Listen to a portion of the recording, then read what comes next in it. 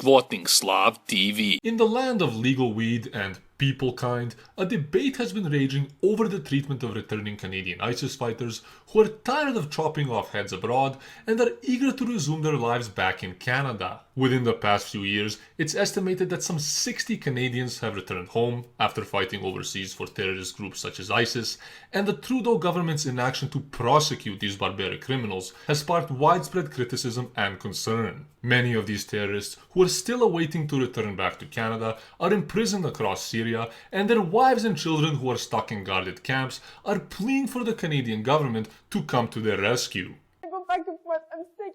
I'm sick. Essentially, these people who made a conscious choice to leave Canada and partake in gruesome terrorist acts are only now realizing how bad of a decision it was, and are begging the Canadian government to give them a second chance and to forgive them for all their horrific crimes. I mean, like, we're all allowed for a second chance, In recent weeks, the Trudeau government has come under heavy fire from its conservative opponents for failing to tackle the issues surrounding the treatment of returning terrorists, and has even been accused of proactively trying to bring back an individual who has fought for ISIS. Instead of adopting zero-tolerance policies for returning terrorists, the Trudeau government has instead chosen to tackle de-radicalization by offering terrorists poetry classes, podcasts, and group counseling hugging sessions. Sadly, conservative politicians haven't offered a much harsher stance on these issues either, and have called for a bill which would aim to strip returning terrorists of their health benefits and driving licenses. The last time I checked, the average radicalized psycho didn't really need health benefits after blowing themselves up,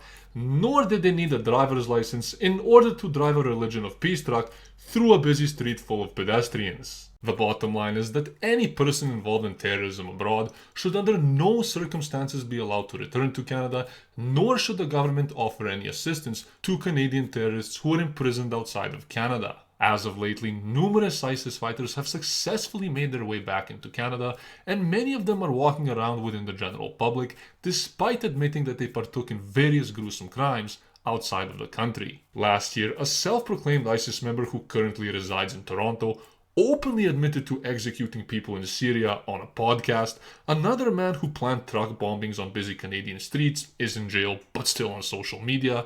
And a third man who served as an ISIS recruit is walking freely because he was written off as frightened and delusional. After planning numerous bomb plots in New York City, a fourth Canadian man got off the hook and was prescribed religious counseling and reintegration courses after he told the judge that he was depressed and hooked on drugs. While any sane government would have these people jailed for life or deported, the Canadian government is wasting taxpayers' money on radicalization programs and jihadi counseling sessions aimed at reintegrating people who never wanted to integrate in the first place. I mean, if I was going back home to do something like that, I wouldn't have contacted the government for help.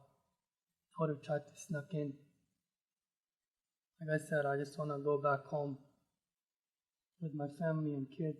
Instead of punishing terrorists who hop freely between countries, Canada is rewarding them with large sums of money and is proving to be softer than ever towards those who choose to commit terrorist acts outside of its borders. Recently, it has also been revealed that the Canadian government is resettling large groups of members belonging to the so-called White Helmets humanitarian group which operates in Syria. Contrary to mainstream media and neocon claims, however, the White Helmets are not a humanitarian organization, but are in fact terrorists who work actively to undermine the Syrian regime while perpetrating fake chemical gas attacks aimed at demonizing Assad. In the past, terrorist attacks in Canada were virtually unheard of, yet in the last year alone we've seen ISIS-inspired mass shootings and truck attacks across the country, confirming that the Liberal government is failing Canadians when it comes to national security. With an already loose border, which sees dozens of illegal undocumented migrants entering the country on a daily basis, the last thing that Canada should be doing is fostering an environment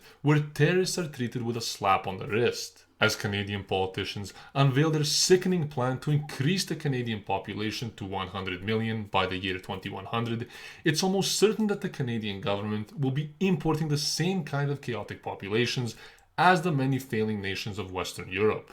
As the number of returning Canadian terrorists increases in Canada, additional pressure is being placed on a Liberal government that has failed to provide a clear stance on how to deal with its own citizens who choose to pursue terrorism abroad. At present, dozens of terrorists who went abroad to murder the very same Canadians that they live alongside of are walking freely in the streets of our country, and the countless others who await re-entry into Canada are exploiting our lunatic government at every turn. In the future, it's almost certain that the inaction of the Canadian government will prove to have devastating effects, unless of course harsher laws are put into place to ensure that those who leave Canada to kill are never allowed to step foot in Canada again.